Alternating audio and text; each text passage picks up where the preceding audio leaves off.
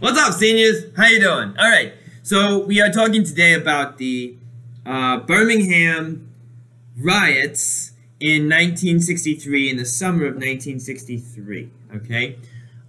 These are riots that are caused primarily by the police force in Birmingham and the brutality that it used against protesters led by Martin Luther King Jr. in Birmingham, okay?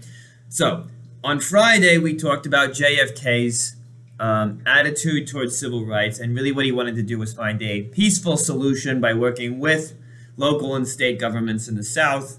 And he didn't want the federal government to be too involved, right? He was believed in federalism, working, and federalism, that is the split between the federal government and the state governments, the division of power between these two things, that they had to work together rather than the federal government coming in and cleaning up the South. So he's looking to kind of negotiate with the Southern governments. The problem is they got a lot of white supremacists in them, and they're not interested in cooperating to find a solution particularly. Okay, so this policy we saw first did not work very well in the case of James Meredith's successful ultimately attempt to integrate the University of Mississippi in the school year of 1962 and 3, because the state police didn't do anything to protect Meredith. There were rioters that went crazy outside the school, and they had to bring in the federal army to suppress the riot in Oxford, Mississippi, at the University of Mississippi, to protect Meredith as he enrolled, and to protect him all through that school year. Okay, so that school year ends, and then in the summer of 1963, you're looking at Martin Luther King Jr. planning he's planning a campaign to bring down the Jim Crow system in Birmingham, Alabama, what may have been the most systematically segregated city in America in 1963, which is saying a lot, right? So, in addition to, of course, all the parks and the bathrooms and the lunch counters and everything being segregated, this is also the place where the water fountains are segregated. Everything is segregated. Okay, and the city also has a long history of violence with the white supremacists trying to remain in control. So this is violence waged by the police under the henchmen of this guy named Bull Connor, who was the public safety commissioner, and he was a real white supremacist.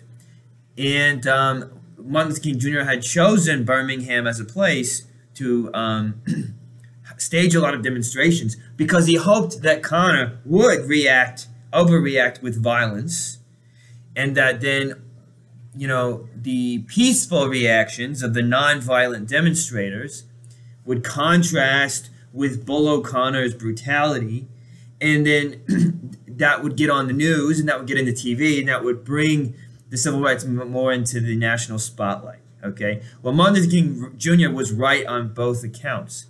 Bull Connor was going to overreact with brutal violence, and it was going to change the civil rights movement forever. Okay, so 1963 and the events in Birmingham are very much a turning point for the civil rights movement in a number of ways. Okay, now the city has also had a long history of, besides police brutality, just terrorism. So there had been already by 1963, I think, over 50 bombings of black people's homes and businesses and other facilities since the end of World War II. Okay, so like 50 separate terrorist acts against black people, racist terrorist acts. So it's a pretty, very bad situation for black people living in Birmingham, Alabama, obviously. Okay, now, Martin Luther King Jr. and his associates, the people he's working with, they are engaging in direct action campaigns, so sit-ins, okay? They're also organizing boycotts. They're also organizing marches through the city streets. Bull O'Connor at first is reacting with restraint by arresting the demonstrators and the protesters. So there's a state law against these sort of demonstrations in Alabama at this point, which, of course, is unconstitutional, probably, but definitely. But Bull O'Connor, nonetheless, is operating under this state law, but not yet attacking people, just putting them in jail. And Martin Luther King Jr. goes into jail, and he goes into a prison. And when he's in prison in the summer of 1963 is when he writes the letter from the Birmingham jail, which is his appeal to white moderates who are telling him, yeah, the movement's important, but you don't want to break the law. And Martin Luther King Jr. says in that letter, I'm going to break a law of man in order to uphold the higher law of God. And he's talking there about the natural law. And a lot of what we were talking about last week with the abolition of man, right?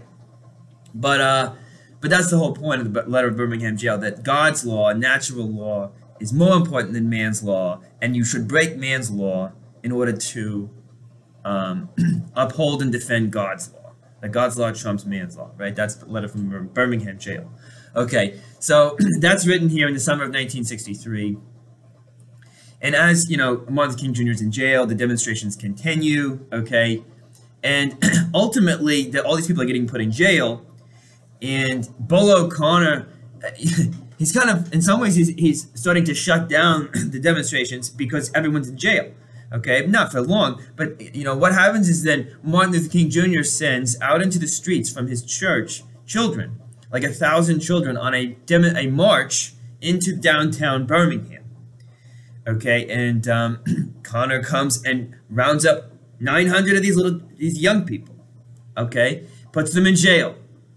How young are they? I don't know actually. They're probably not. I don't think they're actually like children, like under 10 or anything. But I think we're talking more like teenagers. So children is probably the wrong word. More like young people. All right. The next day, another group of young people is about to leave the church. Connor orders them to stay in the church.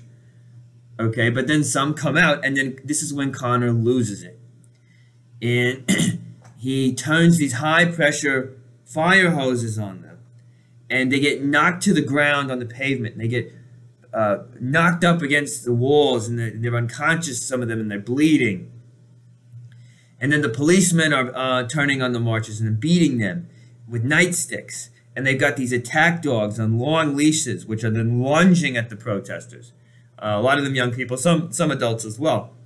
But you're looking at what you're looking at all this captured on national television, okay?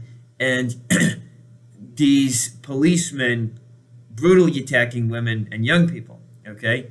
And ultimately 2,000 of these young people get thrown in jail by Connor. So it's a ridiculous overreaction here.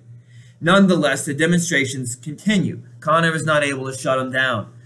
And what starts to happen is he's continuing to be brutally repressive.